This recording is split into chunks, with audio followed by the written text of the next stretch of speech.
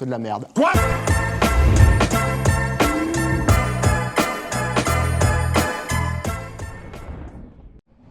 Bonjour, c'est Rachel de BH Living. Alors aujourd'hui, on est chez Camille et on va papoter un peu, on va vous raconter l'histoire de cet appartement. Alors Camille, comment tu nous as trouvés? Bonjour à tous, merci Rachel. Donc je vous ai trouvé sur l'application Wooz. Donc je cherchais une boîte d'archi et de BTP tout corps d'état pour travailler avec des gens de proximité et surtout une équipe qui me ressemble. Donc ça a se matché entre nous, on s'est rencontrés pendant la pandémie, on était debout, il n'y avait même pas un café d'ouvert et on a discuté. Alors moi j'aime beaucoup connaître les clients et avec Camille ça s'est très bien passé. Donc un mot que j'ai en souvenir, c'est travertin. Ce mot-là. Oui, je voulais absolument du travertin chez moi parce que je trouvais que ça faisait super naturel.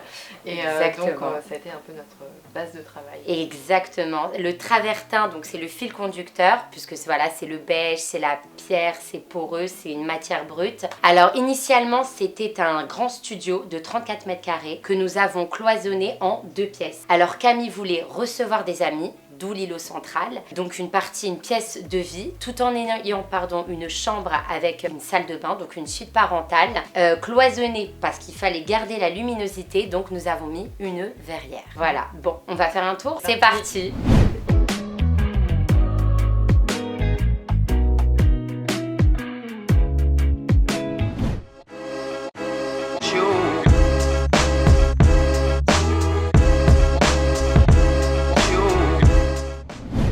On est chez Camille dans le 20e arrondissement de Paris et je vais vous montrer un studio, un grand studio de 34 mètres carrés qu'on a transformé en 2 pièces. Allez, c'est parti!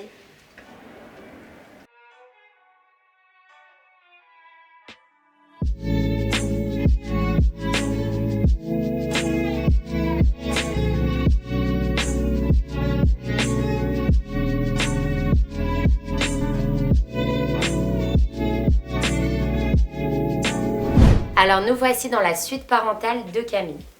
Nous avons choisi toute la robinetterie en noir pour rappeler, faire un lien conducteur avec la verrière. Nous avons tout choisi dans les matériaux neutres, bruts, le verre, le travertin. Pour les matériaux, donc, nous avons de l'aluminium noir qu'on retrouve également dans la robinetterie, pareil dans la cuisine, ainsi que dans la verrière qui fait la pièce attenante et la cloison.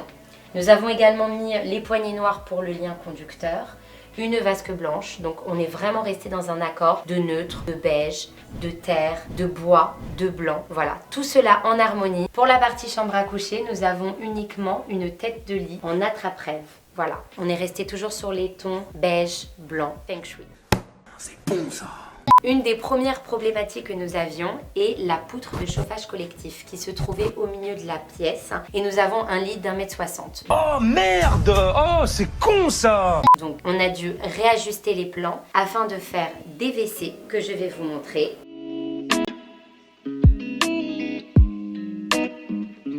Donc on continue la visite de cette suite parentale avec cette cloison que nous avons montée avec les fameux châssis fixes en aluminium. Donc il y a une partie fixe, une partie qui s'ouvre afin de pouvoir aérer car il n'y a pas de fenêtre dans cette pièce et la verrière en aluminium noir fait également office de fenêtre. Elle fait passer la clarté et surtout elle permet une intimité pour Camille car c'est sa chambre à coucher. La fameuse colonne de chauffage collectif en pleine pièce. Nous avons dû faire face à cette problématique et sachant qu'ici c'était vide comme vous avez pu voir dans le début de la vidéo, nous avons monté les murs, nous avons fait le tirage de lignes spécifiques électriques, nous avons mis toutes les prises de chauffage et toutes les gaines dans les murs pour les différents interrupteurs et les différents éclairages de cette pièce. Nous allons passer à la pièce de vie, c'est parti!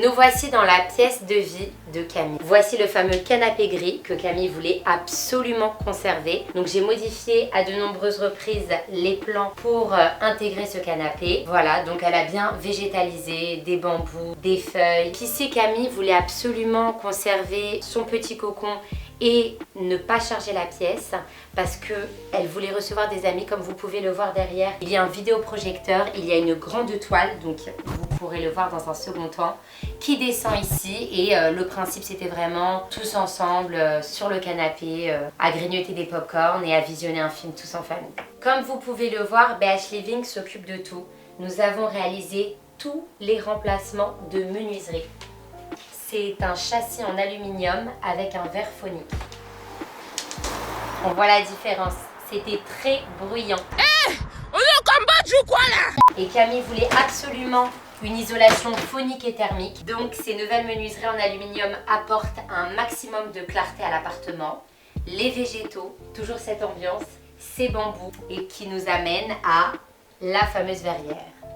Et la clarté passe à travers. Donc voilà, ça prend tout son sens. On passe à la cuisine.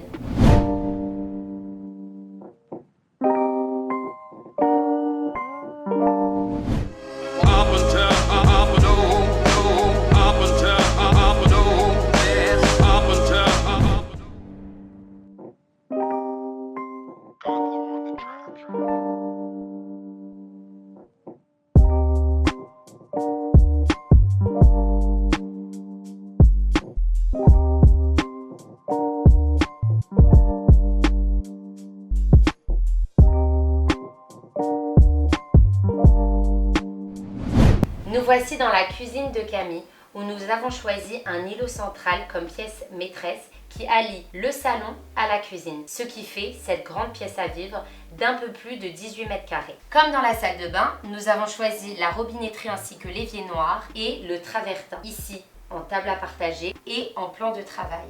Nous avons choisi cette pièce maîtresse donc de l'îlot pour joindre l'utile à l'agréable en l'aménageant par le bas de caissons. J'affectionne tout particulièrement l'aménagement d'une crédence en miroir. C'est ce que nous avons fait chez Camille, ça apporte de la clarté et ça l'agrandit. Pour l'aménagement de la cuisine, nous avons dû changer la fenêtre qui était cassée et aussi le battant pour des menuiseries en PVC. Phonique toujours. Donc, ce qu'on retient de tout ceci, c'est que c'est une réalisation à moins de 20 000 € pour un chantier d'une durée de 2 mois sur 34 mètres carrés. Camille est très contente et nous aussi. Et non, on n'allait pas vous laisser comme ça. Et c'est parti pour la visite globale de l'appart.